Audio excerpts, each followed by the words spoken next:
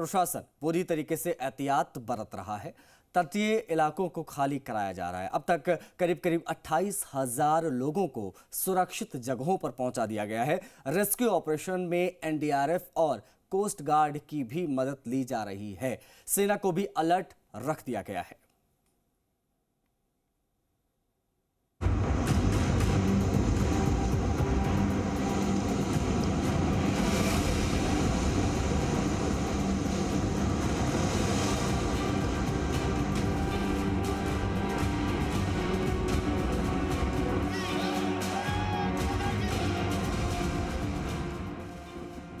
तूफान की तबाही से लोगों को बचाने के लिए एसडीआरएफ, एनडीआरएफ, नेवी और एयरफोर्स के साथ आर्मी के जवान भी एक्शन में आ गए हैं। जवानों का हौसला बढ़ाने के लिए केंद्रीय स्वास्थ्य मंत्री मनसुख मंडाविया भी भुज के आर्मी कैंप पहुंचे। उन्होंने तैयारियों को परखा ताकि हर स्थिति का सामना करने के मुकम्मल इंतजाम किए जा सकें।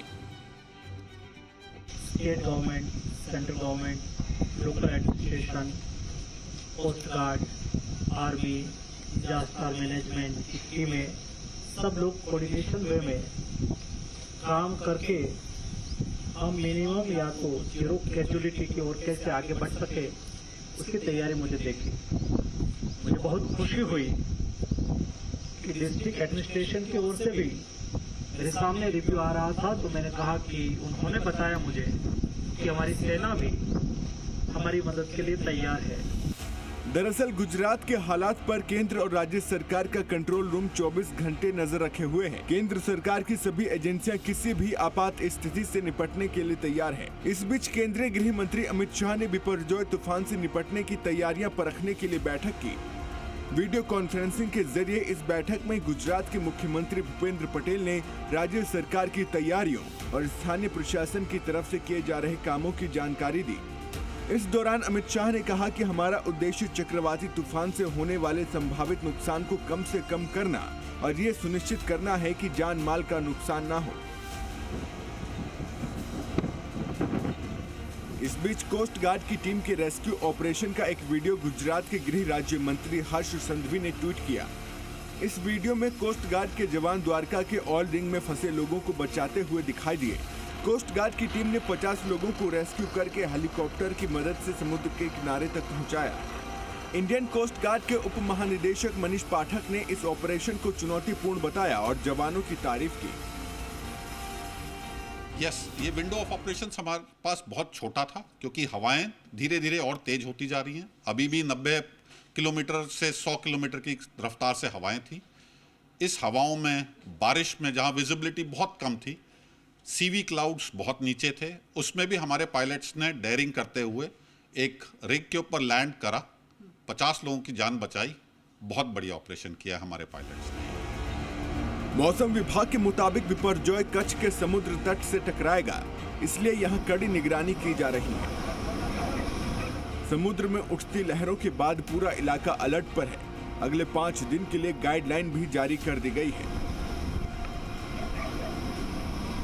माना जा रहा है कि बिपरजॉय चक्रवात जो है वो फिलहाल गुजरात के कच्छ जिले में टकराने वाला है और इसी के जरिए हम जी मीडिया की टीम है वो लगातार रिपोर्टिंग कर रहे हैं। अलग अलग बीच पोर्ट जो है वहां से रिपोर्टिंग करते के समय यही जानने मिला है कि कहीं ना कहीं दरियाई माहौल है वो बदलता जा रहा है। उसका जो चक्रवात का असर है वो भी फिलहाल दरियाई करंट में दिख रहा है। जैसे कि आप देख रहे हैं ये मांडवी बीच है। मांडवी बीच में बराबर अभी इसका करंट जो है वो बढ़ता जा रहा है। दरियाई जो मौजे हैं वो भी अभी बढ़ते जा रहे हैं। फिलहाल तंत्र की बात करें तो वहीवटी तंत्र जो है उसने सारा बीच जो है वो बंद करवा दिए हैं। आने वाले 5 दिनों में यहाँ कोई भी ना आ पाए और ज़्यादा से ज़्यादा लोगों को जानहानि से बचा सके। मतलब कि जीरो टॉलरेंस की नीति अपनाकर राज्य सरकार जो है वो यहाँ पर चक्रवात में बचाने में जुड़ी हुई है। फिलहाल समुद्र के किनारे निगरानी बढ़ा दी गई है। इस बीच कच्छ के मांडवी के मोटावा गांव से करीब 1200 लोगों को रेस्क्यू करके सुरक्षित जगहों पर पहुंचाया गया है। इन लोगों को गुंडियाली गांव के स्कूलों में बनाए गए अस्थायी शेल्टर होम्स में शिफ्ट किया गया है। अब इन लोगों को 16 जून तक यहीं रखा जाएगा।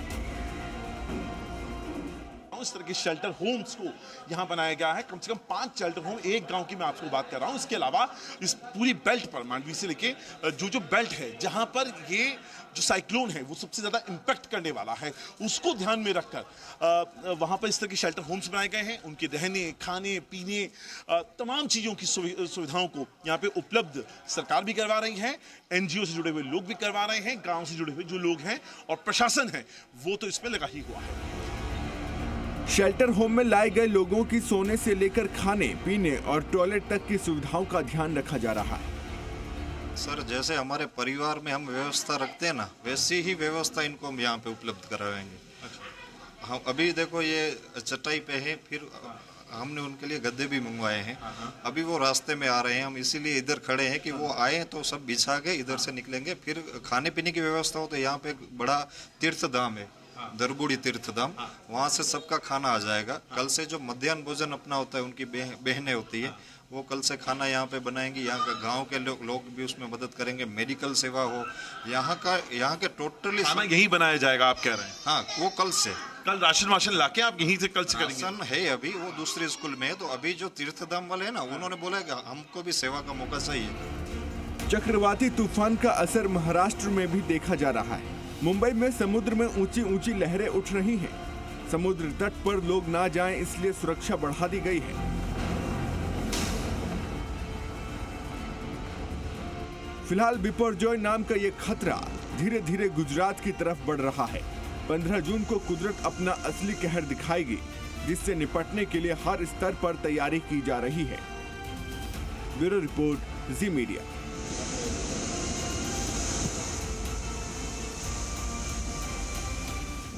गुजरात के द्वारका में समुद्र किनारे कोई ना जाए, इसके लिए लगातार मॉनिटरिंग भी हो रही है। गुजरात के गृह राज्य मंत्री हर्ष संघवी ने खुद समुद्री तट का जायजा लिया। इस दौरान पुलिस और प्रशासन के अधिकारी मुस्तैद नजर आए। देखिए जी मीडिया संवाददाता अश्विनी पांडे की ये खास रिपोर्ट।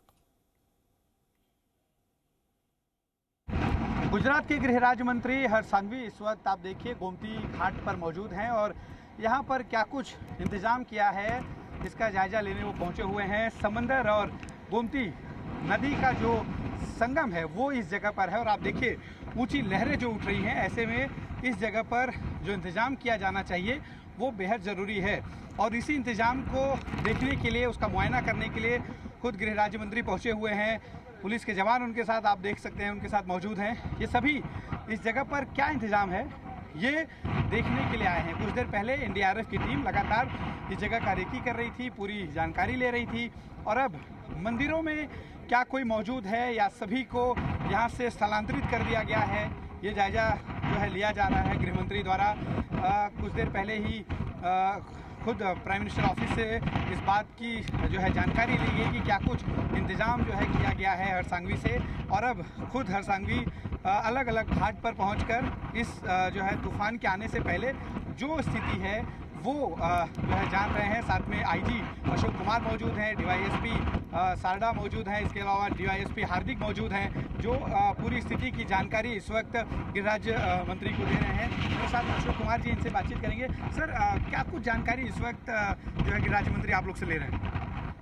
अभी इस एरिया के अंदर कुछ जो कच्चे मकान वगैरह हैं वो कच्चे मकानों के ऊपर उनको खाली करवाया गया है। कुछ तो वापस लोग दोबारा नहीं है, उसके बाद दोबारा हम लोग चेक कर रहे हैं। साथ साथ जो विस्तार में लोगों से मिलने के लिए आएंगे, लोगों को तकलीफ तो नहीं है, जीवन बुनियादी उनको है, सब सामान व्यवस्था मिल रही है कैसे, ये सब चीज़ों के होम मिनिस्टर साहब यहाँ इंस्ट्रक्शन दिया है। साथ साथ लोगों के साथ में सतत कॉन्टैक्ट रखने के, जिससे पब्लिक को भी कोई भी मुश्किलें नहीं पड़े। गुजरात महाराष्ट्र की ओर बढ़ रहा चक्रवाती तूफान बिपरजॉय जल थल नभ पर कहर बनकर टूटेगा। मौसम केंद्र को अलर्ट मोड पर